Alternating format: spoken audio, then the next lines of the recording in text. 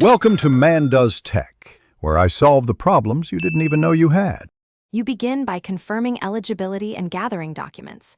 This saves time later.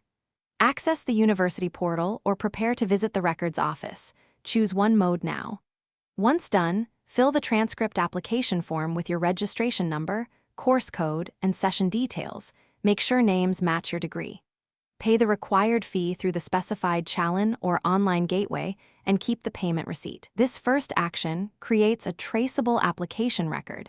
It prevents delays when the office verifies your details. Once your payment is confirmed, proceed to the detailed section. Upload scan mark sheets, degree certificate, and photo ID in the allowed formats. You must enter accurate address and contact details so dispatching works smoothly. Select whether you want courier delivery or in-person pickup. Each has a different fee and timeline. Make sure to provide any employer or foreign university verifier details if required, because that speeds at a station. After submission, note the reference number and check processing timelines on the portal. You finish by verifying dispatch or scheduling collection. Monitor the courier tracking or collection slip closely. If you discover errors, wrong name, missing marks, request corrections immediately and attach scan proof. Delay can prolong processing.